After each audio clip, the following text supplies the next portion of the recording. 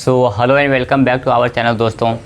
तो चलिए आज हम लोग पढ़ने वाले हैं वाइगोत्स्की। तो इससे पहले हम लोगों ने जिन प्याजे पढ़ लिया था और भी बहुत सारे चैप्टर्स हम लोगों ने कवर कर लिए हैं। तो आज हम लोगों का टॉपिक है वाइगोत्स्की, ठीक है। तो इसके बारे में जानते हैं और यहाँ से क्वेश्चन बनते हैं, ठीक है। छोटा सा टॉपिक है, एक ही क्लास में कंप्लीट हो जाएगा, बट आपको एग्जाम में इससे एक क्वेश्चन डेफिनेटली देखने को मिलेगा, ठीक है। तो थोड़ा सा सीरियस होकर पढ़ना है और बाकी आपको समझने पे बहुत ज़्यादा फोकस करना है, लिखने वगैरह पे फोकस उतना नहीं करना है। अगर आप नोट्स वीडियो बना रहे हो तो नोट्स बनाते टाइम जब भी आप लिखोगे ना तो वीडियो को पॉज कर देना, तब आपको लिखना है, ठीक है। मतलब कहने का मतलब है पूरा अटेंशन आपका समझने पे होना चाहिए। चलिए तो बात करते हैं वाइगोत्स्की का। तो ये जो थे, जैसे कि मैंने बताया था, जिन प्याजे जो है आपके स्विट्ज़रलैंड के थे, तो ये आपके कहाँ के थे, रूस के थे। इसलिए मैंने लिखा है रशियन साइकोलॉजिस्ट, यानी कि रूसी मनोवैज्ञानिक, ठीक है। जिनका टाइम पीरियड क्या है, टाइम पीरियड है 1896 से 1934।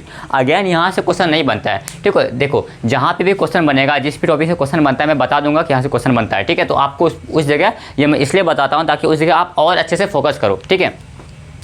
अब यहाँ पे देखो सामाजिक रचनावादी। इससे पहले अगर आपने जिन प्याजे वाला वीडियो देखा है तो मैंने बताया था कि जिन प्याजे जो थे वो रचनावादी थे, ठीक है। और ये है आपका सामाजिक रचनावादी। अब इसका क्या मतलब हुआ? देखो रचनावादी का मतलब होता है कि बच्चा खुद से अपने ज्ञान का रचना करे, बच्चा खुद से समझे, वो आपका रचनावादी होता है। लेकिन ये जो है सामाजिक रचनावादी, जिसको सोशलिस्ट बोलते हैं, ठीक है। इनके अकॉर्डिंग, जो वाइगोत्स्की के अकॉर्डिंग, बच्चा सीखता कैसे पता है? बच्चा सीखता है सोशल इंटरेक्शन से, सोशल इंटरेक्शन से। अब इसका क्या मतलब हुआ? सोशल इंटरेक्शन का मतलब हुआ सामाजिक अंतःक्रिया, सामाजिक। देखो हिंदी में अगर हर्षई दुर्गई गलत हो जाता है तो थोड़ा सा वो मैनेज कर लीजिएगा, क्योंकि हिंदी पे उतना कुछ है नहीं और बाकी आपको समझने पे फोकस करना है। हर्षई दुर्गई गलत हो सकता है मेरे से, ठीक है। अब सोशल इंटरेक्शन होता क्या है? जैसे मान लो सोशल इंटरेक्शन का क्या मतलब है। अच्छा, इसमें कुछ टॉपिक हम लोग पढ़ेंगे, जैसे जेडपीटी क्या होता है, यहाँ से क्वेश्चन बनता है आपका, जेडपीटी से क्वेश्चन बनता है, इसका फोल्डिंग से क्वेश्चन बनता है, ठीक है। तो ये सब हम लोग पढ़ेंगे। फिलहाल के लिए इसको थोड़ा सा मैं मिटा दे रहा हूँ मैं, ताकि समझा पाऊँ कि सोशल इंटरेक्शन होता क्या है। जैसे कि मान लो सोशल इंटरेक्शन में आपको थोड़ा सा टाइम दो, ये मैं पेड़ वेड़ बना देता हूँ, ठीक है। ये पेड़ है आपका, यहाँ पे 2-3 गो बच्चे हैं, ठीक है। ये आपका इधर से रोहन आ रहा है, रोहन भी ये आपका क्या है, ये पार्क है, ठीक है। ये पार्क है, इधर से रोहन आया, ठीक है। तो रोहन जैसे यहाँ पे आया, पार्क में आया, तो अब एक इसके अकॉर्डिंग जो वाइगोत्स्की क्या कहता है, वाइगोत्स्की कहता है कि जब ये रोहन इसके साथ खेलेगा, जब ये रोहन जो है इन सारे स्टूडेंट के साथ, इन सारे बच्चों के साथ खेलेगा, तो वो कुछ सीखेगा, ठीक है। या फिर ये रोहन जब अपने मम्मी पापा से, अगर मैं दादी बनाने का कोशिश करता हूँ, ये चश्मा है दादी का, ठीक है। ये हमारी दादी है, किसकी दादी है? ये रोहन की दादी है। तो ये जब ये रोहन दादी के साथ बैठती है, या रोहन जब दादा के साथ बैठता है, रोहन जब मम्मी के साथ बैठता है, तो उनके साथ जब ये बातें करता है, उनके साथ रहता है, मिलता जुलता है उससे, तो ये कुछ सीखता है, ठीक है। तो इसका कहने का मतलब है सीधा सीधा कि बच्चा जो है सीखता कैसे पता है? समाज से अंतःक्रिया करके, यानी कि समाज से बातचीत करके, ठीक है। इसीलिए यहाँ पे लिखा है कि सामाजिक रचनावादी। सामाजिक मीन्स समाज से बातचीत करके, समाज से इंटरेक्ट करके, समाज से अंतःक्रिया करके, समाज से आपका घुल मिल करके, समाज के साथ रह के बच्चा जो है अपने ज्ञान की रचना करता है। समाज से घुल मिल कर, समाज से बातचीत करके बच्चा अपने ज्ञान की रचना करता है, इसीलिए इसको सामाजिक रचनावादी बोलते हैं, ठीक है। आपसे क्वेश्चन पूछा जाता है कि वाइगोत्स्की जो है किस प्रकार के वैज्ञानिक थे, किस प्रकार के मनोवैज्ञानिक थे, तो आपको बताना है कि सोशल एक्टिविस्ट थे, यानी सामाजिक रचनावादी थे, ठीक है। तो ये सब आपका यहाँ से क्वेश्चन बनता है, इसीलिए आपको इसको ध्यान से समझना है कि सामाजिक रचनावादी होता क्या है। आपको आई होप कि क्लियर हो गया होगा कि बच्चा जो सीखता है, कोई भी बच्चा अगर सीखता है ना, बच्चा सीखता कैसे है, तो आपका समाज से अंतःक्रिया करके सीखता है, ठीक है। इसको अच्छा, इसका थ्योरी का नाम क्या है मैं लिख देता हूँ। इसके थ्योरी का नाम है social interaction theory, social interaction theory. आपको इसको अगर नोट्स बना रहे हो साथ साथ तो आपको लिख लेना है कि इनके इस आपका जो है सोशल इंटरेक्शन है, या फिर इसको हम लोग सोशल कल्चरल थ्योरी भी बोल सकते हैं, सोशल कल्चरल थ्योरी। मतलब देखो होता क्या, थ्योरी बस इसने एक ही दिया था, अब इसी थ्योरी को हम लोग डिफरेंट नामों से जानते हैं, ठीक है। थ्योरी तो बस इसने, देखो आपको समझना क्या है, यहाँ पे अगर सोशल आया कहने का मतलब अगर सोशल आया तो आपको वाइगोत्स्की पे टिक करना है, ठीक है। आप उसको सोशल इंटरेक्शन बोल दो, सोशल कल्चरल बोल दो, या एग्जाम में कुछ और भी नाम से आ सकता है, कोई नया नाम से। तो कहने का मतलब बस उस चीज़ का सेंस नहीं बदलेगा। तो वाइगोत्स्की ने जो थ्योरी दिया था वो आपका सोशल कल्चरल थ्योरी दिया था, सोशल इंटरेक्शन थ्योरी दिया था, ठीक है। तो बच्चा इन्होंने इसके अकॉर्डिंग जो है बच्चा सीखता कैसे है, सोशल इंटरेक्शन से सीखता है, यानी बच्चा सोशली यानी कि समाज से अंतर क्रिया करके सीखता है, दोस्तों के साथ घुल मिल करके सीखता है, दोस्तों के साथ खेल करके सीखता है, ठीक है। या फिर आप कह सकते हो कि बच्चा जो है आपका जब किसी समाज में रहता है, शादी ब्याह में गया या फिर कहीं पार्क वगैरह में गया, नाना नानी के साथ गया, दादा दादी के साथ बैठा, तो इन सब से बच्चा सीखता है, सोशली इंटरेक्ट करके बच्चा सीखता है, ठीक है। इन्होंने क्या कहा, इन्होंने कहा कि लैंग्वेज टूल है। किस चीज़ का टूल है भाई, लैंग्वेज जो है, लैंग्वेज इज़ अ टूल, यानी भाषा एक उपकरण है। किस चीज़ का, सीखने का उपकरण है। मतलब इसके अकॉर्डिंग जो है वाइगोत्स्की के अकॉर्डिंग, वाइगोत्स्की का कहना था कि बच्चा जो सीखता है ना, भाषा के माध्यम से ही सीखता है। भाषा के माध्यम से कैसे सीखता है, मान लो जैसे मैं कुछ आपको मैं सिखाने की कोशिश कर रहा हूँ, वाइगोत्स्की के बारे में पढ़ाने की कोशिश कर रहा हूँ, तो मैं कैसे पढ़ा रहा हूँ, या फिर आप मैं जो बोलना चाह रहा हूँ वो आप कैसे समझ रहे हो, मैं बोल रहा हूँ, मैं बोल क्या रहा हूँ, ये भाषा जो भी बोल रहा हूँ, हिंदी लैंग्वेज बोल रहा हूँ ना, तो आप इसी हिंदी लैंग्वेज के थ्रू ही तो आप समझ रहे हो, सुन रहे हो, तो आप कहीं ना कहीं सीख रहे। आप कोई जैसे वाइगोत्स्की के बारे में जो कुछ भी अभी आपने सीखा वो कैसे सीखा, एक भाषा के माध्यम से ही तो सीखा। और हमारे बीच जो है ये भाषा का माध्यम क्या, हिंदी है। तो इन्होंने इसीलिए कहा कि language is a tool of learning, भाषा सीखने का एक उपकरण है, ठीक है। तो इन्होंने लैंग्वेज को टूल बताया है, ठीक है। देखो इससे आपको यहाँ पे डायरेक्ट क्वेश्चन बन सकता है, जैसे कि इसके थ्योरी का नाम क्या था, या फिर ये किस प्रकार के वैज्ञानिक थे, लैंग्वेज इज़ अ टूल किसने कहा था, तो आपको आंसर करना है वाइगोत्स्की, ये सब आपका क्वेश्चन पूछा जाता है, ठीक है। आपका जो है इन्होंने 3 टर्म दिया, क्या कि SCL लर्निंग, यानी कि SCL मतलब बच्चा कैसे सीखता है, बच्चा कैसे सीखता है, S फॉर सोसाइटी, बच्चा सोसाइटी से सीखता है, ठीक है। C फॉर कल्चर, बच्चा जो है कल्चर से सीखता है। कल्चर में आपका क्या आता है, कैलकुलेटर वगैरह आ जाएगा, प्रिंटिंग प्रेस आ जाएगा, न्यूज़पेपर आ जाएगा, बाकी जो कल्चर आप समझ रहे हो, जो कि धार्मिक कल्चर वगैरह जो होता है उससे भी बच्चा सीखता है, ठीक है। लेकिन कल्चर का मतलब सिर्फ वही नहीं होता, कल्चर का मतलब आपका कैलकुलेटर भी हो जाएगा, कल्चर का मतलब TV हो जाएगा, कल्चर का मतलब सोशल मीडिया हो जाएगा, ये सब एक आपका कल्चर में ही आता है, ठीक है। जैसे आपने सेकेंडरी एजेंट सुना था ना, सेकेंडरी एजेंट आपको याद हो, मैंने पढ़ाया था प्राइमरी एजेंट, सेकेंडरी एजेंट। तो आपको जो सेकेंडरी एजेंट में से आपका सोशल मीडिया आ गया, मास मीडिया आ गया, वो भी आपका कल्चर में ही आएगा, ठीक है। अगर नहीं पढ़ाया तो देखो मैं शुरू से कह रहा हूँ कि जो मेरा प्लेलिस्ट बना हुआ है वो प्लेलिस्ट को आपको ऊपर से नीचे देखते जाना, लाइन बाय लाइन, जिस तरह मैं पढ़ा रहा हूँ उसी सीक्वेंस आपको देखना है, ठीक है। और इसीलिए मैं उस सीक्वेंस में पढ़ा रहा हूँ। तो ऐसा नहीं है कि सब टॉपिक जो अपने आप में इंडिपेंडेंट है, सब टॉपिक एक दूसरे से कहीं ना कहीं कोई ज़्यादा कोई कम रिलेटेड ही होता है। तो ठीक है, जिस क्रम में जिस ऑर्डर में मैं पढ़ा रहा हूँ आपको उसी ऑर्डर में क्लास को करना है, ठीक है। तो अगर आपने पहले वाला क्लास नहीं देखा है तो पहले वाला क्लास करो, फिर यहाँ पे आओ, ठीक है। तो आपका जो है वाइगोत्स्की के अकॉर्डिंग बच्चा 3 तरीके से सीखता है। SCL आपको ध्यान रखना है, ये याद कर लो, SCL किससे रिलेटेड है, तो SCL आपका वाइगोत्स्की से रिलेटेड है। S फॉर सोसाइटी, सोसाइटी में समाज, बच्चा समाज से सीखता है। C फॉर कल्चर, बच्चा कल्चर से सीखता है, ठीक है। L फॉर लैंग्वेज, बच्चा लैंग्वेज से सीखता है, ठीक है। तो ये तीनों जो है आपका लैंग्वेज, यानी ये तीनों SCL society, culture and language आपका जो है स्टूडेंट को, यानी कि एक छात्र को, एक बच्चे को सीखने में हेल्प करता है, ठीक है। हो गया। अब ये देखो, इन्होंने भाषा और संस्कृति को, लैंग्वेज एंड कल्चर को टूल बोला था, लिख लिया मैंने, लैंग्वेज एंड कल्चर को टूल। यहाँ पे आपको लैंग्वेज में कल्चर वेट कर लो, लैंग्वेज इज़ अ टूल। अच्छा, इसको मैं मिटा देता हूँ थोड़ा सा।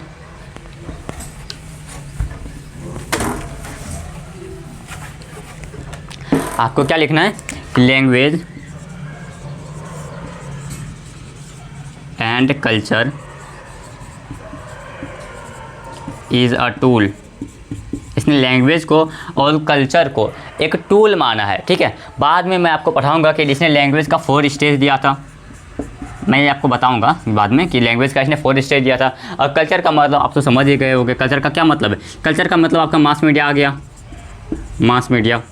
देखो मैं एक ही चीज़ को 2-3 बार पढ़ाता हूँ ताकि आपके दिमाग में अच्छे से चल जाए। मास मीडिया हो गया, लैंग्वेज आपका TV हो जाएगा, लैंग्वेज आपका कैलकुलेटर हो जाएगा, लैंग्वेज में आपका कस्टम एंड ट्रेडिशन हो जाएगा, custom and tradition. Custom and tradition का क्या मतलब हुआ, कस्टम एंड ट्रेडिशन का मतलब हुआ वो सारे रीति रिवाज, समाज में जितने भी आपका रीति रिवाज चलता है वो सारा कस्टम एंड ट्रेडिशन हो जाएगा, ठीक है। लैंग्वेज में आपका मशीन आ जाएगा, किसी भी टाइप का मशीन हो वो, सॉरी लैंग्वेज में नहीं, आपका वो सब आपका कल्चर में आ जाएगा। आपका अखबार हो गया, मोबाइल हो गया, कंप्यूटर हो गया, ये सब आपका कल्चर में आता है, ठीक है। और इसको, इन सारी चीज़ों को, लैंग्वेज एंड कल्चर को जो है टूल माना है। किस चीज़ का टूल माना है? ये किस चीज़ का उपकरण है? भाषा और आपका संस्कृति किस चीज़ का उपकरण है? तो सीखने का उपकरण है अकॉर्डिंग टू वाइगोत्स्की। ठीक है, आपको SCL समझ में आ गया। S for society, C for culture, L for language. ये ध्यान रखना है कि SCL आपका किसे बिलोंग करता है? SCL का थ्योरी आपने दिया था, वाइगोत्स्की ने दिया था। ठीक, तो जैसे आपका SCL अगर आपने देखा तो आपको फटाक से आंसर करना है इसका क्या? वाइगोत्स्की। चलिए ठीक है, अब हम लोग देख लेते हैं थोड़ा सा।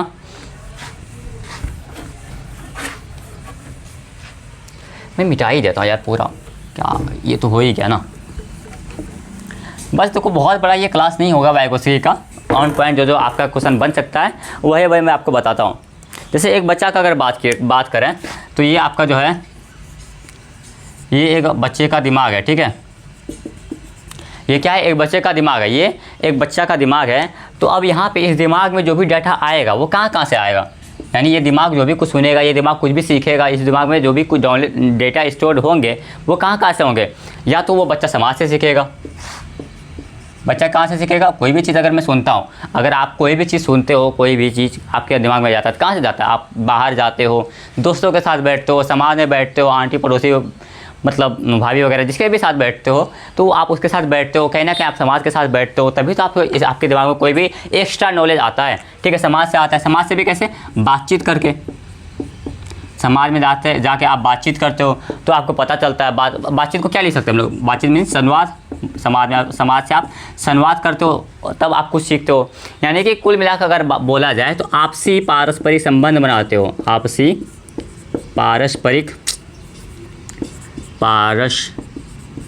यानी सोशल इंटरेक्शन करते हो, संबंध बना के आप कोई भी चीज़ नया चीज़ सीखते हो। ठीक है, तो कहने का मतलब अच्छा, ये आपका दिमाग में कोई भी चीज़ हो रहा है। दिमाग से मैंने आपको बताया था कि दिमाग में अगर आपका कोई भी चीज़ चेंज हो, दिमाग में आपका दिमाग से रिलेटेड कौन सा डेवलपमेंट था? दिमाग से रिलेटेड कौन सा डेवलपमेंट होता है? मैंने बताया था आपको ना, क्या? ये संज्ञानात्मक विकास होता है। क्या होता है? संज्ञानात्मक विकास। आपका दिमाग से रिलेटेड अगर कोई भी चेंज हो रहा है, दिमाग में कोई भी विकास हो रहा है, तो वो किस टाइप का विकास होता है? वो आपका संज्ञानात्मक विकास होता है। तो कहने का मतलब है एक बच्चे का संज्ञानात्मक विकास कैसे होगा? एक बच्चे का संज्ञानात्मक विकास कैसे होगा? समाज से होगा। समाज से कैसे? समाज में आप बातचीत करोगे, आपसी पारस्परिक संबंध बनाओगे। और आपसी पारस्परिक संबंध मीन्स क्या होता है? सोशल इंटरेक्शन मीन्स क्या होता है? जिसको कि अब लोग अच्छा एग्जाम में सोशल इंटरेक्शन अगर नहीं आए तो इसी को अंतःक्रिया बोलते हैं। देखो मैं डिफरेंट टर्म इसलिए बता रहा हूँ साफ क्योंकि देखो है ये सब एक ही चीज़। समाज में आपका बातचीत बोलो या संवाद बोलो, एक ही चीज़ है भाई। बातचीत में संवाद ही होता है, बट आपको ये सब पता होना चाहिए कि एक ही चीज़ है। इसलिए जितने भी टर्म्स हो सकते हैं पॉसिबल, ऐसे तो बहुत सारे टर्म हो सकते हैं, बट जो भी टर्म मेनली जो टर्म है आपका जो एग्जाम में पूछा जाता है या फिर जिससे पहले पूछे गए हैं, तो बस उन सारे टर्म्स को मैं लिख देता हूँ ताकि जब ये एग्जाम में आए तो आपको ऐसा ना लगे कि ये क्या होता है। जैसे अब अंतःक्रिया अगर आपने पहले नहीं सुना होगा तो आपको समझ में नहीं आएगा कि अंतःक्रिया क्या है, सर पढ़ाई ही नहीं है। तो अंतःक्रिया का मतलब यही होता है कि बातचीत करना आपका, या फिर समाज में उठना बैठना, आपसी पारस्परिक संबंध बनाना, ये सब आपका सेम ही चीज़ होता है। ठीक है, अब देखो इसको मिटाते हैं। अब जो वाइगोत्स्की जो साहब थे ना हमारे ना, जो सोशल कंस्ट्रक्टिविस्ट थे, वाइगोत्स्की क्या थे आपका? वाइगोत्स्की अगर बात किया जाए तो ये सोशल कंस्ट्रक्टिविस्ट थे। कंस्ट्रक्टिविस्ट, इसका क्या मतलब हुआ? सामाजिक रचनावादी थे। क्या थे? सामाजिक रचनावादी। जो मैंने पहले लिखाया था वही है। अब इसके अकॉर्डिंग जो है ना बच्चा कैसे सीखता है पता है? इसके अकॉर्डिंग बच्चा कैसे सीखता है? पीयर लर्निंग करता है। पीयर लर्निंग मीन्स, इसके अकॉर्डिंग बच्चा क्या करता है पता है? बच्चा जो है पीयर लर्निंग करता है। पीयर लर्निंग मीन्स क्या? पीयर मीन्स होता है क्या पता है? बहुतों को नहीं पता होगा। पीयर मीन्स होता है दोस्त। पीयर मीन्स क्या होता है? दोस्त, यानी कि दोस्तों के साथ सीखता है। पीयर लर्निंग करता है बच्चा। ग्रुप लर्निंग करता है। ठीक है, तो बच्चा कैसे सीखता है? पेयर लर्निंग से सीखता है। बच्चा ग्रुप लर्निंग से सीखता है। बच्चा आपका सीखता है मोर नॉलेजेबल अदर से, MKO से। M for more, K for knowledgeable, O for others. ठीक है, यानी कि इसको क्या बोलते हैं हिंदी में? मोर। अच्छा मैं बता देता हूँ, हिंदी तो नहीं पता मुझे इसका, मैं बताता हूँ MKO का फुल फॉर्म। M में एक बार लिख देता हूँ। ठीक है, मोर नॉलेजेबल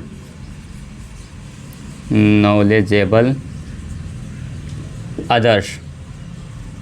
मतलब इसका क्या मतलब बताते हैं। जैसे कि एक टीचर और आप में और एक टीचर में अंतर क्या है? आप में और एक टीचर में अंतर क्या है? आप किसी भी चीज़ के बारे में अगर 40% जानते हो, ठीक है, ये आप अगर हो, ठीक है, तो एक जो टीचर होता है वो क्या करता है, उसी सब्जेक्ट के बारे में 60%, 80% या 90% कुछ जानता है। कहने का मतलब है कि अगर आप प्लस माइनस जानते हो तो वो गुना भाग जानता है। अगर आप प्लस माइनस जानते हो तो वो गुना भाग जानता है। फिर आप जो गुना भाग सीखते कैसे, उस टीचर से ही तो सीखते हो। तो कहने का मतलब सीधा सीधा है कि ये जो मोर नॉलेजेबल अदर्स है ना, मतलब जितना आप जानते हो आपसे ज़्यादा जो जानता है उसको मोर नॉलेजेबल अदर बोलते हैं। ठीक है, आपसे ज़्यादा जो जानकारी रखता है वो आपके लिए मोर MKO है। क्लियर? देखो MKO से क्वेश्चन बनता है, इसलिए मैं आपको साफ साफ बता रहा हूँ और बार बार बताने का कोशिश कर रहा हूँ। मतलब जितना आप जानते हो, फॉर एग्जांपल मुझे प्लस माइनस ही आता है, ठीक है, और इसको गुना भाग भी आता है। मतलब मुझे प्लस माइनस आता है और इसको क्या आपका मल्टीप्लाई, डिवीज़न और डेसिमल का फ्रैक्शन वगैरह सब कुछ आता है इसको। ठीक है, तो मुझे डिवीज़न और मल्टीप्लाई कैसे आएगा, जब मैं इसके पास जाऊंगा, इसे सीखूंगा, ये सिखाएगा मुझे, तभी तो मुझे गुना भाग आएगा। तो कहने का सीधा सीधा मतलब है, तो मेरे केस में ये जो है ना, ये बॉटल मेरे केस में क्या बना, MKO बना। MKO मीन्स वो इंसान या वो सारा चीज़। अब ज़रूरी नहीं है कि वो इंसान ही हो सकता है आप मशीन से कुछ सीख जाए, हो सकता है आप कुछ रोबोट वगैरह से कुछ सीख जाए। तो कहने का मतलब है वह चीज़ जो आपसे ज़्यादा जानकारी रखता है, जिससे आप सीखते हो, वो आपके लिए MKO है। क्लियर? MKO कौन? वो जो आपसे ज़्यादा जानता है, वो जो आपसे ज़्यादा जानकारी रखता है, जिससे आप सीखते हो, वो आपका MKO होता है, जिसको कि मोर नॉलेजेबल अदर्स बोलते हैं। ठीक है, और बार बार वही भाषा और संस्कृति आपका क्या है, उपकरण। Language and culture is a tool. Language and culture क्या है, आपके लिए एक टूल है। अब थोड़ा सा बात करें स्कैफोल्डिंग के बारे में। चलिए, ZPD के बारे में ही पढ़ेंगे हम लोग। थोड़ा सा पहले स्कैफोल्डिंग के बारे में पढ़ लेते हैं, जिसको कि मचान बोलते हैं हिंदी में, उसके बारे में पढ़ लेते हैं। उसके बाद हम लोग पढ़ेंगे ZPD के बारे में। ठीक है, और स्कैफोल्डिंग को आपको ध्यान से सुनना है, जिसको मचान या पार बोलते हैं। स्कैफोल्डिंग स्पेलिंग होता है SCAFFOLDING। स्कैफोल्डिंग आप लोग भी लिख लो अगर लिखना चाहो तो, क्योंकि मचान हिंदी में या पार बोलते हैं, बट आई रिकमेंड कि आप इंग्लिश में इसको याद करो। ठीक है, अब स्कैफोल्डिंग होता क्या है किसी को आइडिया है?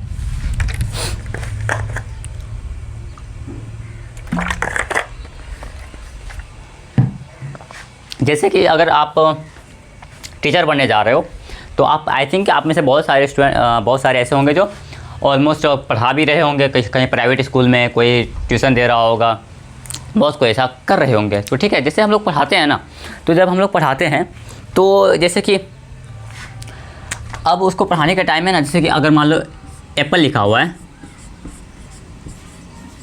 है ना, तो अब उसको ये एप्पल पढ़ने नहीं आ रहा। एग्जांपल के लिए मैं 2-3 एग्जांपल दूंगा, आपको क्लियर करवा दूंगा। ठीक है, आप बस पेशेंस बना रखना। एप्पल उसको पढ़ने नहीं आ रहा, अब वो फर्स्ट लेटर ये भूल गया, मान लो फर्स्ट लेटर नहीं पूरा, ठीक है, L भूल गया, चलो मान लो वो L नहीं पढ़ रहा। वो बच्चा कैसे पढ़ रहा है पता है, APP, ये वाला पढ़ ही नहीं पा रहा, भूल गया वो, ये वाला पढ़ ही नहीं पा रहा। तो अब मैं उससे क्या बोलता हूँ, मैं एग्जैक्टली ये नहीं बताऊँगा कि ये L है, मैं उसको ये नहीं बताऊँगा। जैसे एप्पल में बच्चा APP पढ़ रहा है, बट L उसको याद ही नहीं आ रहा, मतलब वो L पढ़ ही नहीं पा रहा कि क्या है। ठीक है, तो अब मैं ये नहीं बताऊँगा उसको कि ये L है। ये इसके फोल्डिंग का मतलब नहीं, इसके फोल्डिंग का मतलब क्या है, मैं उसको हिंट दूंगा। अब मैं क्या दूंगा, उसको हिंट दूंगा। वो हिंट किसी भी प्रकार का हो सकता है। जैसे मैं अगर उसको बोलूँ, मैं बोल सकता हूँ कि बताइए पता है ये क्या है, ये ना K के बाद आता है, K के बाद आता है। तो अब बच्चा पढ़ेगा ऐसे ABCDEFGHIJKL, हाँ सर ये L है। तो कहने का मतलब है, आप अगर कोई भी चीज़ अगर बताते हो बच्चे को, ठीक है, आप अगर कोई भी चीज़ जो बच्चा नहीं कर पाता है, तो आप उसको उसका एग्जैक्ट आंसर ना देके आप उसको हेल्प करते हो, हिंट देते हो। आप क्या करते हो, उसका एग्जैक्ट आंसर नहीं बताते हो, आप उसको हिंट देते हो। उसको बोलते हैं मतलब टेम्प्रोरी सपोर्ट करते हो। आप उसको क्या करते हो, आप टेम्प्रोरी सपोर्ट।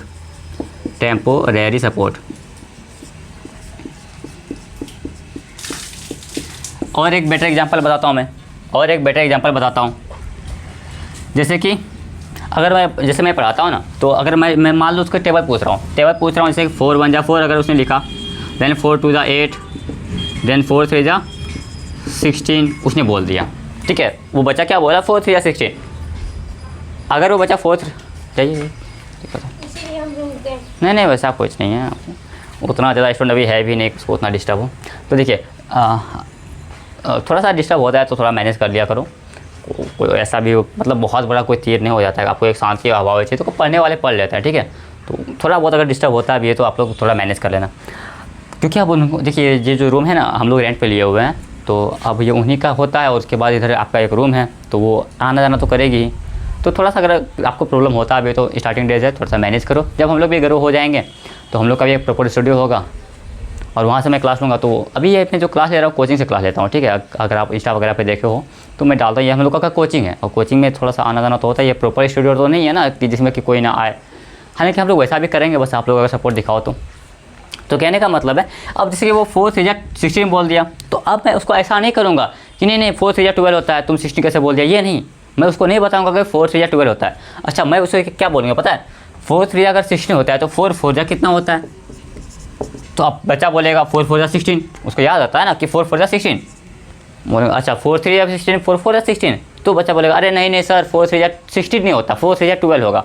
तो कहने का मतलब है ना, कहने का मतलब है आप उसको हिंट दोगे, आप उसको एग्जैक्ट आंसर नहीं बताओगे, आप क्या करोगे उसको हिंट दोगे। यही आपका जो है ये इसके फोल्डिंग कहलाता है। समझ गया होगा आप, मतलब आप लोग समझ गए होंगे। मतलब एग्जैक्ट आंसर नहीं बता के उसको एग्जैक्ट आंसर नहीं बता के आप उसको सोचने को बोलते हो, आप उसको हिंट देते हो, ये सब आपका इसके फोल्डिंग में आता है। बहुत सबको क्लियर है, क्लियर है ना, 2-3 अच्छे से आई थिंक मैंने समझा दिया है। तो ये देखो और भी मैं आपको बताता हूँ, अगर आप अभी तक भी नहीं समझे हो तो आप उसको क्या करोगे, हिंट दोगे, हिंट देना, आप सोचने को बोलना, सोचने को बोलना। जैसे अगर मैं उससे पूछ रहा हूँ, पूछो कि वर्क मीन्स क्या होता है बताओ, तो उसको याद नहीं आ रहा तो मैं उसको ये नहीं बताऊँगा कि वर्क मीन्स काम करना होता है, मैं बोलूँगा सोचो याद करो। मतलब कहने का मतलब है आपको जो है ना, आपको आंसर नहीं करना है, आपको बस वो माहौल बना देना उसको कि वो पढ़े, बस यही होता है। जिसको कि आज आपको याद भी रखना है कि हम लोग क्या, टीचर जो होता है ना, एक टीचर आप पढ़ोगे आगे जाके कि teacher is a facilitator, facilitator. हम लोग बस उसको फैसिलिटी देते हैं, हम लोग उसका आंसर नहीं करते, हम लोग उसको बस फैसिलिटी देते हैं। तो टीचर इज़ अ फैसिलिटेटर आगे पढ़ेंगे हम लोग। तो कहने का मतलब है कि हम लोग उसको इसके फोल्डिंग में क्या होता है, इसके फोल्डिंग का मतलब होता है हम लोग उसको हिंट देंगे, सोचने को बोलेंगे या फिर प्रश्न पूछेंगे उससे। और क्या तरीका होता है प्रश्न पूछना, जैसे कि मैंने अगर बोला उस टाइम जैसे 4 3 12 बच्चे ने बोला, सॉरी 4 3 16 बच्चे ने बोला, तो मैंने पूछा अच्छा 4 3 16 होता है तो 4 4 कितना होता है बताओ। ये मैं क्या कर रहा हूँ, मैं प्रश्न पूछना हूँ ताकि वो सही समझे, ताकि वो याद करे और सही उसको पढ़ पाए अच्छे से, ठीक है। तो ये आपका प्रश्न पूछना इसमें आ सकता है, ये सब आपका कहने का मतलब है ये। तो क्या इसके फोल्डिंग का क्या मतलब होता है, इसके फोल्डिंग का मतलब होता है एक टेम्प्रेरी सपोर्ट करना, टेम्प्रेरी सपोर्ट देना।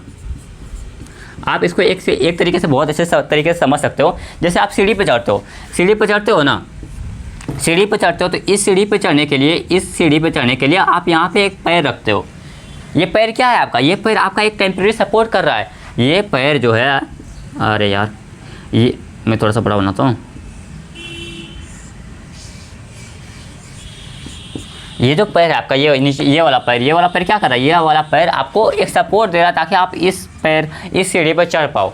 तो बस यही हम लोग एक सपोर्ट देने का काम करते हैं, इसी को इसके फोल्डिंग बोलते हैं या फिर मचान या पाड़ बोलते हैं। समझ आया, मचान या पाड़ में क्या आता है, आप हिंट देते हो, बच्चे को सोचने बोलते हो, ये प्रश्न पूछते हो, ये एक पढ़ाने का तरीका होता है, ठीक है। ये सब कर कौन रहा होता है, ये सब कर कौन रहा होता है, MKO। अब MKO में आपको जो भी पढ़ा रही है, आपका टीचर अगर पढ़ा रहे तो टीचर आपका MKO हुआ, पापा से पढ़ रहे हो तो पापा आपका MKO हुआ, दीदी से कुछ पूछ रहे हो तो दीदी आपकी MKO हुई। ज़रूरी नहीं है कि MKO मीन्स टीचर ही होता है, ठीक है। जो भी आपको पढ़ा रहा है, जिससे भी आप सीख रहे हो, ठीक है। तो कहने का मतलब जिससे भी आप सीख रहे हो उसके पास आपसे ज़्यादा नॉलेज है, आप तभी तो उसे सीख रहे हो। तो जिससे भी आप सीख रहे हो वो आपका MKO हुआ। और MKO का काम क्या होता है, आपको आंसर बताना नहीं होता, वो आपको इसके फोल्डिंग कर सकती है, हालांकि हम लोग करते हैं कि ये इतना माथा पैसे लगाएगा, आंसर बता दो, बात खत्म करो, ये तरीका गलत होता है। ठीक है, आपको उसको हिंट देना। अगर बच्चा कुछ भूल रहा है तो आप उसको हिंट दो, सोचने को बोलो, रिवर्स क्वेश्चन करो उससे और दूसरा क्वेश्चन करो, ताकि बच्चा आंसर अपने से कर पाए। ठीक है, तो हम लोग बस उसको टेम्पररी सपोर्ट देते हैं, यही आपका होता है इसके फोल्डिंग। ठीक है, समझ गए होगे आप इसके फोल्डिंग क्या होता है। अब हम लोग पढ़ते हैं जेडपीडी के बारे में, जॉन ऑफ प्रॉक्सिमल डेवलपमेंट। अगर आप इसके फोल्डिंग समझ गए हो तो अब हम लोग जेडपीडी पढ़ने के लिए तैयार हैं, तो हम लोग जेडपीडी पढ़ते हैं।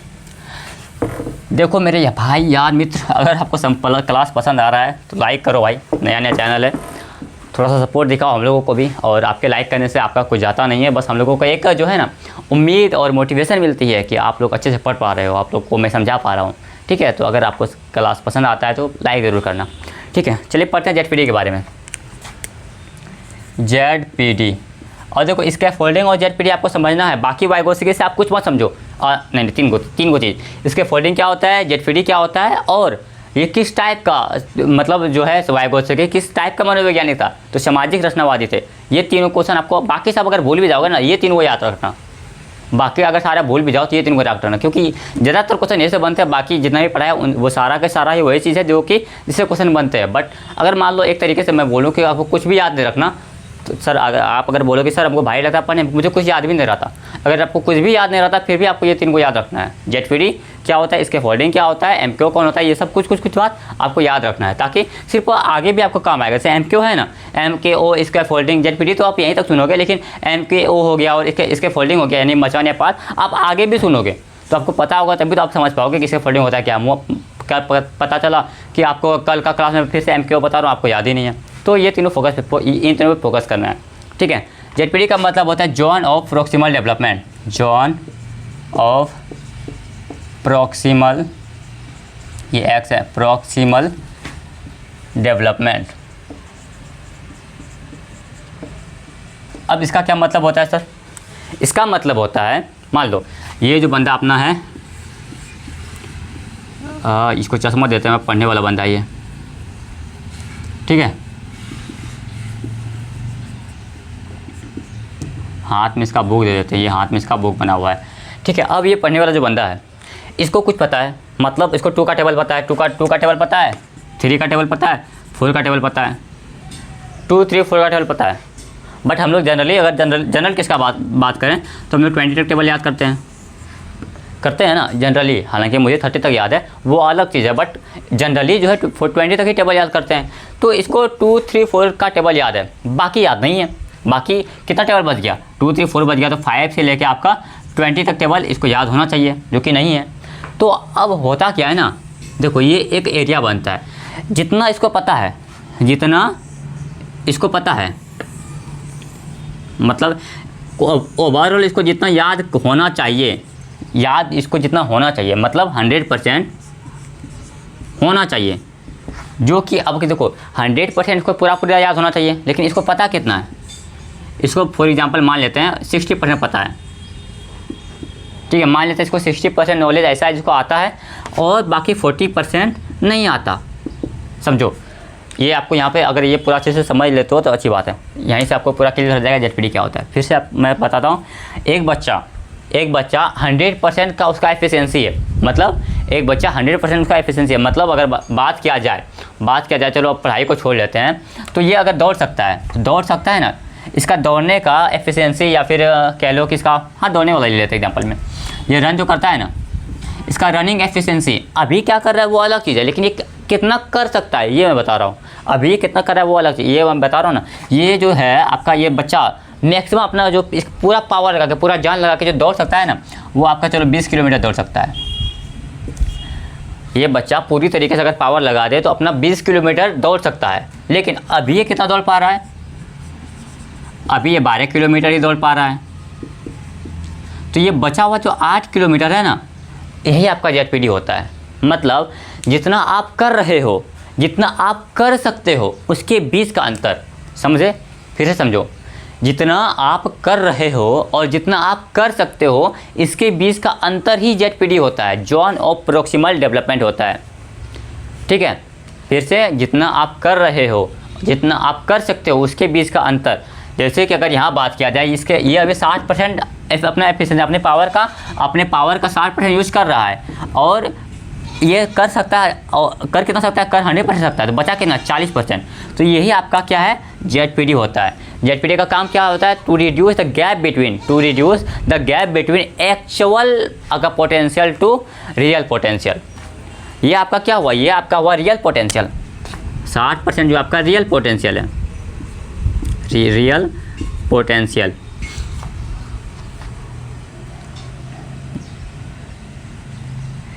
नहीं रियल नहीं हुआ, ये आपका रियल पोटेंशियल ये वाला हुआ, ये आपका रियल पोटेंशियल, ये आपका एक्चुअल पोटेंशियल। AP लिख देता हूँ मैं। मतलब जो आपका वास्तविक, यानी कि जो आपका वास्तविक योग्यता है और जो योग्यता आपका संपूर्ण योग्यता है, उन दोनों के बीच का अंतर। अगर आपको ये सब कुछ समझ में नहीं आ रहा तो बस इतना याद रखो कि जितना आपके अंदर जितना पावर है ना, आपके अंदर जितना पावर है, मतलब आप जितना कुछ उखाड़ सकते हो, मान लो सीधा बात है। यहीं पे अगर इस एग्जांपल से आप अच्छे समझ लोगे, मान लो आप 20 किलोमीटर के स्पीड से, यानी 20 किलोमीटर एक दिन में दौड़ सकते थे। एक दिन में 20 किलोमीटर, एक दिन में क्या लेंगे, चलो 1 घंटा नहीं 30 मिनट, मान लो आप 30 मिनट में आपका जो है 20 किलोमीटर दौड़ सकते थे। ये आपका पावर है। अभी दौड़ नहीं पा रहे हो, लेकिन आप दौड़ पाओगे। मतलब आपके अंदर इतना क्षमता है, आपके अंदर वो क्वालिटी है कि आप 30 मिनट में 20 किलोमीटर डिस्टेंस कवर कर पाओगे। लेकिन अभी आप कर नहीं पा रहे। आप कर कितना पा रहे हो, 12 किलोमीटर ही, मतलब 30 मिनट में आप अभी 12 किलोमीटर दौड़ पा रहे हो। लेकिन अगर आप अपना पूरा पोटेंशियल का यूज कर लो ना, तो आप 30 मिनट में 20 किलोमीटर दौड़ पाओगे। तो बाकी जो ये बचा ना 8 किलोमीटर, ये आपका ये गैप कम कर पाना है। यानी कि 20 और 12 के बीच में जो गैप कम करना होता है ना, 20 और 12 के बीच में जो 8 किलोमीटर आपका गैप बनाना, यही आपका ये पावर, यानी कि इन दोनों के बीच का गैप कम करना ही आपका जोन ऑफ प्रॉक्सिमल डेवलपमेंट होता है। और गैप कम कौन करेगा, गैप कम करेगा आपका टीचर्स, जो MKO है। अच्छा, जो MKO है वही तो आपको पढ़ाएगा। मान लो, कहने का मतलब इसी का टेबल का ही बात किया जाए तो 2, 3, 4 का टेबल इसको याद था, 20 तक याद करना है इसको, 20 तक याद करना है इसको। तो ये बाकी का याद कौन करवाएगा, बाकी का याद टीचर करवाएगा। तो कहने का मतलब है एक MKO, और टीचर क्या मतलब, टीचर मतलब MKO। तो ये MKO का काम होता है क्या, MKO का काम होता है कि ZPD को कम करना। MKO का काम क्या होता है, ZPD को कम करना। MKO का क्या मतलब काम होता है, MKO का काम होता है ZPD यानी जोन ऑफ प्रॉक्सिमल डेवलपमेंट को कम करना। और जोन ऑफ प्रॉक्सिमल डेवलपमेंट होता है क्या, जोन ऑफ प्रॉक्सिमल डेवलपमेंट होता है जो आपका एक्चुअल पोटेंशियल है और जो आपका रियल पोटेंशियल है, उसमें जो गैप है उसको आपको बोलते हैं ZPD। आपका एक्चुअल पोटेंशियल और रियल पोटेंशियल जो के बीच का जो अंतर है ना, एक्चुअल पोटेंशियल और रियल पोटेंशियल के बीच का जो अंतर है वो आपका ZPD है। और एक्चुअल पोटेंशियल होता है कितना, क्या है, एक्चुअल पोटेंशियल वो होता है, या फिर आपको मान लो आपको 60% कुछ आता है, बाकी 40% भी आप सीख सकते हो। आपके अंदर वो क्षमता है कि सीख लोगे आप, लेकिन आपको सिखाने वाला चाहिए, आप सीख लोगे। कहने का मतलब है आपको 60% कोई काम आता है, आपको 60% कोई काम आता है, लेकिन बाकी का बचा जो 40% है ना, वो आपके अंदर वो क्षमता है, वो क्वालिटी है आपके अंदर कि आप सीख जाओगे। लेकिन अभी सीख जाओगे, सिखाने वाला चाहिए। तो कहने का मतलब वो जो गैप है ना आपका 60% और 40% आप सीख, जो आपके अभी आपको 60% नहीं आ रहा है, आपको 40% और आप सीख सकते हो। तो कहने का मतलब अभी इन दोनों में गैप कितना है, इन दोनों में गैप 40 का है। ये 40 का गैप ही आपका क्या कहलाता है, ZPD कहलाता है, जोन ऑफ प्रॉक्सिमल डेवलपमेंट कहलाता है। और ये गैप कम कौन करेगा, ये गैप कम करेगा आपका MKO, मोर नॉलेजेबल अदर्स। समझ में आ गया। देखो, और अगर आपको ऐसा कुछ समझ में नहीं आया, आपको कुछ भी समझ में नहीं आया, तो आपको मैं लिखवा देता हूँ, वो आपको याद रखना है। ये क्या होता है, एक्चुअल पोटेंशियल, ये होता है आपका real potential minus actual potential.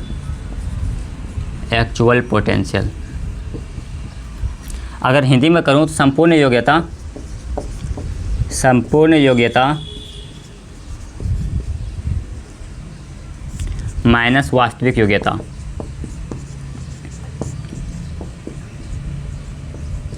बस इतना सा आपको याद रख लेना है कि ZPD क्या होता है, आपका जो रियल पोटेंशियल होता है और एक्चुअल पोटेंशियल होता है, उनके बीच का अंतर है।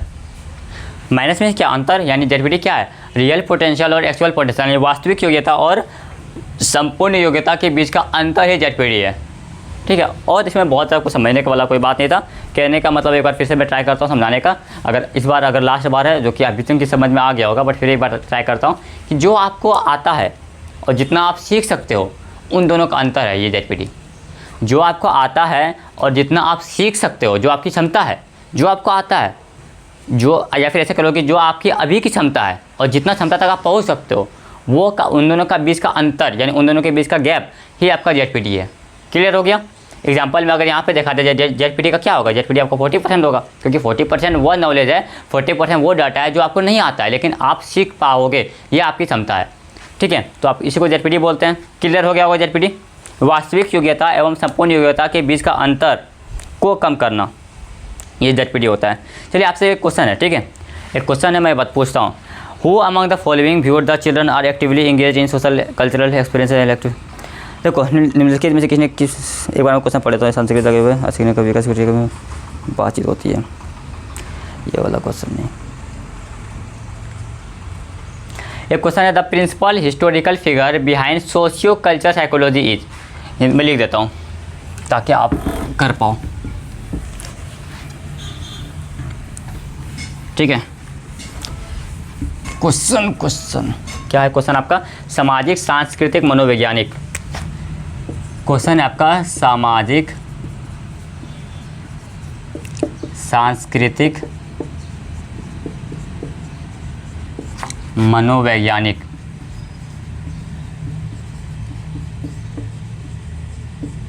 सामाजिक सांस्कृतिक मनोवैज्ञानिक के पीछे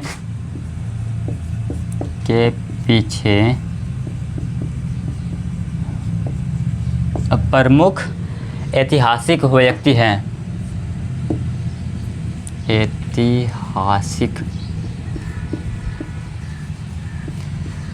व्यक्ति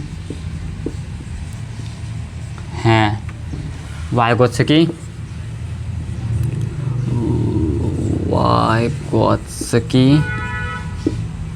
दूसरा है आपका विक्टर वदुबोव, तीसरा है व्लादिमीर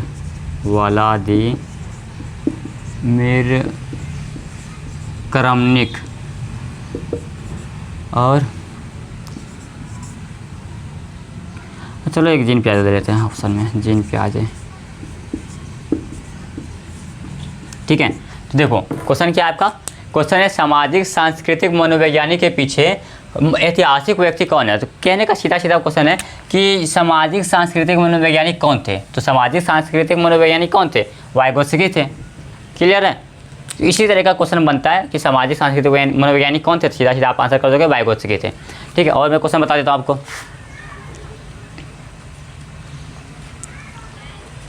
अच्छा, सामाजिक इसमें आपको देखो, अगर ऐसा आ जाएगा ना सामाजिक सांस्कृतिक है ना, आपको संज्ञानात्मक सामाजिक भी आ जाएगा, तो भी आपको ये करना है। जैसे कि सामाजिक सांस्कृतिक है तो आपको आ जाएगा, अगर क्वेश्चन में आ जाए कि संज्ञानात्मक सामाजिक, अगर क्वेश्चन में आ जाता है तो भी आपका आंसर वाइगोत्स्की ही होगा। कहने का मतलब है जहाँ जहाँ आपको सामाजिक मिलेगा ना, वहाँ आप वाइगोत्स्की को आराम से टिक कर दोगे, वो सही हो जाएगा। तो एससीएल के बारे में मैंने बता दिया।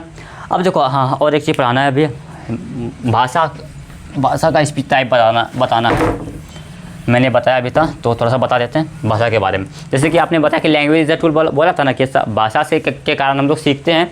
तो अब जो भाषा के 3 प्रकार इन्होंने दिया है, क्या? लैंग्वेज का 3 को टाइप दिया था। 3 को टाइप कौन कौन सा था पता है? एक आपका सोशल स्पीच, एक आपका इनर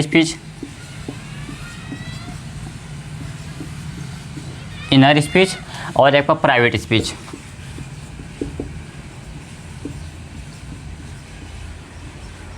सोशल स्पीच में सामाजिक, आपका सामाजिक वाक, निज वाक, और आपका है मौन आंतरिक वाक।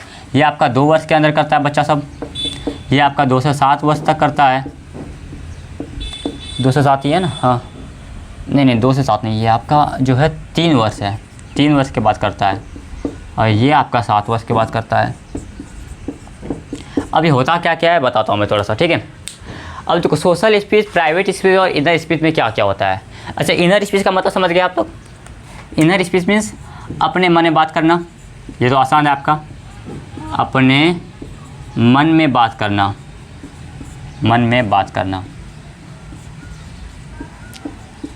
ठीक है, 7 साल से जो बड़ा बच्चा होता है, 7 साल से जो बड़ा बच्चा होता है वो अपने मन में बात करना स्टार्ट कर देता है। ठीक है, तो इसको आपका इनर स्पीच बोलते हैं। इसमें तो कोई दिक्कत नहीं किसी को, इसमें तो इसी को कोई भी दिक्कत नहीं। इसको मौन आंतरिक वाक बोलते हैं। मौन आंतरिक वाक जो कि अपने मन में बात करना, ये बहुत ईजी है, समझ गए होंगे आप लोग। अब बात करते हैं प्राइवेट स्पीच। प्राइवेट स्पीच क्या होता है? प्राइवेट स्पीच होता है कि खुद से बोलना, खुद से बात करना, बोल बोल के, खुद से बोल बोल कर बात करना, बोल बोल कर बात करना, समझ गए। देखो, इनर स्पीच मीन्स अपने मन में बात करना, और social speech means private speech means खुद से बोल बोल कर बात करना। खुद से ही एक बच्चा जो होता है, जो 3 साल का बच्चा होगा, वो खुद से ही मतलब अपने आप में ना ना ना दादा मामा पापा पापा जो भी बोलता होगा, खुद से ही अपने मतलब बोल बोल के खुद से बात करता है, किसी और से बात नहीं कर रहा होता है। या खेल भी रहा होता है ना, खेल अगर आप नोटिस करना 3 साल का बच्चा को, तो अगर वो खेल भी रहा है ना तो बोल बोल के खेलेगा। ऐसा नहीं उसके सामने कोई दोस्त वगैरह बैठा हुआ है, खुद से ही बोल रहा है, तो वो आपका होता है प्राइवेट स्पीच। ठीक है, और आपका एक होता है सोशल स्पीच, जिसमें कि इसका मतलब होता है दुनिया से बात करना। इसमें बच्चा जो है दुनिया से बात कर रहा होता है, दुनिया से बात कर रहा होता है, बात कर रहा होता है। अब इसका क्या मतलब हुआ? इसका मतलब हुआ जो सोशल स्पीच होता है, जो आपका 2 साल से छोटे बच्चे या फिर 2 साल के जो बच्चे होते हैं, वो उस टाइम जो बात कर रहा होता है, जैसे हम लोग जो बात कर रहे हैं, जो हम लोग जो बात करते हैं वो इसको सुन रहा होता है, और उसी टाइम वो भाषा को सीख रहा होता है। जब वो भाषा को सीख रहा होता है ना, तो उसको नकल करना स्टार्ट करता है। जैसे कि हम लोग बोलते हैं बच्चा क्या ही बोलेंगे बेटा बोलो पापा, नाना दादा, तो बोलेगा नाना दादा। तो कहने का मतलब है ये आपका सोशल स्पीच होता है जो 2 वर्ष के बच्चे करते हैं। देन फिर सोशल स्पीच के बाद आता है प्राइवेट स्पीच। अब बच्चा थोड़ा सा बोलना सीख गया, अब बच्चा बोलना सीख गया तो खुद से ही बात कर रहा है, बोल बोल के बात कर रहा है। देन फिर बच्चा और बड़ा हो गया, और 7 साल के बाद बच्चा जो है खुद से बात करना, यानी खुद से मीन्स कैसा, मन में बात करना स्टार्ट कर देता है। ठीक है, अब आपसे एक क्वेश्चन पूछता हूँ कि वाइगोत्स्की का मानना था कि बच्चे समस्याओं को सुलझाने या विचारों को स्पष्ट करने के लिए खुद से बात करते हैं। फिर से सुनो, क्वेश्चन में लिखना नहीं चाहता क्योंकि लिखने में बहुत ज़्यादा टाइम लग जाता है। ठीक है, आप यहाँ पे मेरा लैपटॉप रखा हुआ है, मैं क्वेश्चन पूछ रहा हूँ उससे कि वाइगोत्स्की का मानना था कि बच्चे समस्याओं को सुलझाने या विचारों को स्पष्ट करने के लिए खुद से बात करते हैं। किससे? खुद से बात करते हैं। इस रूप में जाना जाता है। ये कौन सा स्पीच है आपका? सोशल स्पीच, प्राइवेट स्पीच या इनर स्पीच? बताओ। बच्चा जब खुद से बात कर रहा होता है तो वो कौन सा बात है, कौन सा स्पीच में आएगा आपका? सोशल स्पीच, प्राइवेट स्पीच या इनर स्पीच? तो मैंने देखो यहाँ पे क्या किस में लिखा है, खुद से बात करना। देखो यहाँ है ना, खुद से बात करना कहाँ पे आपका? Private speech. इसका आंसर प्राइवेट स्पीच में आ जाएगा। और क्वेश्चन बोलता हूँ मैं, which of the following are the cultural tools by Vygotsky? ये वाला क्वेश्चन मैं लिख देता हूँ, एक छोटा सा क्वेश्चन है, इसको लिख दूंगा तो ज़्यादा टाइम भी नहीं लगेगा। कल्चरल टूल,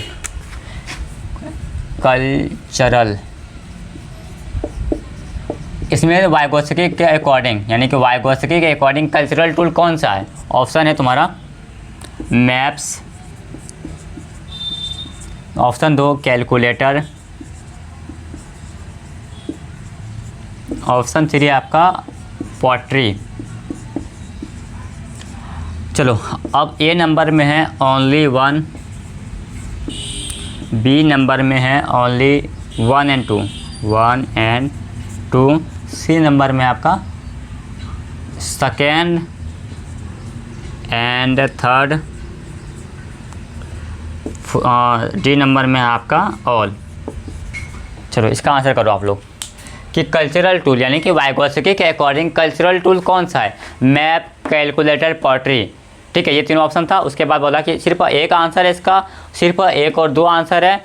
सी नंबर में लिखा हुआ है कि 2 और 3 आंसर है, यानी कैलकुलेटर और पॉटरी है। और डी नंबर में कि नहीं, ये तीनों का तीनों ही कल्चरल टूल है। अब आप बताओ इसका आंसर क्या होगा? इसका आंसर क्या होगा ये आप बताओ। चलो इसका आंसर मैं बता देता हूँ, मैं बता दूँ या कमेंट में रख दूँ? ठीक है, चलो आप लोग इसका कमेंट करना, फिर मैं बता दूंगा इसका, कल इसका आंसर बता दूंगा। आप लोग कमेंट करना कि इसका आंसर क्या होगा। बता ही देता हूँ, हटाओ जी। उसके बाद दूसरा क्वेश्चन देता हूँ कमेंट करने के लिए। तो देखो, मैप्स भी आपका कल्चरल टूल है, कैलकुलेटर भी आपका कल्चरल टूल है, तो पॉटरी भी आपका कल्चरल टूल है, यानी कि इसका आंसर हो जाएगा डी नंबर। इसका आंसर क्या हो जाएगा? डी नंबर हो जाएगा। एक और क्वेश्चन पूछता हूँ मैं, ठीक है।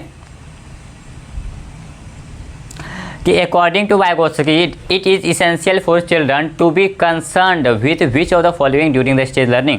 वाइगोत्स्की के अनुसार सीखने के चरण के दौरान बच्चों को निम्नलिखित में किसके बारे में चिंतित होना आवश्यक है। When reinforcement is offered, social context, सामाजिक मैचुरेशन, ये वाला अभी तो आपके लेवल का नहीं है, ये क्वेश्चन अभी मुझे पढ़ाना होगा कल। चलिए कोई बात नहीं, बाकी इसका नोट्स अब मैं जो है आपका टेलीग्राम ग्रुप में डाल दूँगा। हालांकि अच्छी बात है वो, आप शॉर्ट नोट्स अगर आपने खुद से बनाया है तो अच्छी बात है, नहीं तो इसका नोट्स मैं टेलीग्राम ग्रुप में डाल दूँगा और वहाँ से आप लोग उस नोट्स का एक्सेस कर सकते हो। बाकी इतना ही था वाइगोत्स्की के बारे में। कल हम लोग देखते हैं अल्गा कोलबर्ग या फिर किसी के बारे में पढ़ लेंगे जो भी है। तो कैसा लगा आपको क्लास, आप कमेंट करके बता देना। अगर वीडियो को लाइक नहीं किया तो अभी तक लाइक कर देना। और साथ ही साथ हम लोग जेटेट का तैयारी करवा रहे हैं, तो आपके दोस्त यार अगर कोई जेटेट का तैयारी कर रहा हो तो उसके साथ हमारा वीडियो शेयर कर देना। और कोई भी चीज़, कोई भी टर्म हम लोग जो मैंने कवर किया है उसमें से कोई भी टर्म अगर आपको क्लियर नहीं है तो आप बस एक बार कमेंट कर देना, उस 10 से 20 मिनट के अंदर आपको हम रिप्लाई करेंगे। और अगले क्लास में अगर आपको फिर भी समझ में नहीं आता तो अगले क्लास में हम उसको फिर से रिवाइज भी कर लेंगे, फिर से मैं अच्छे से समझा भी दूँगा अगर कोई भी चीज़ अगर आपको समझ में नहीं आता है तो। ठीक है, मिलते हैं आपसे अगले वीडियो में। तब तक के लिए जय हिंद, जय भारत, पढ़ते रहिए।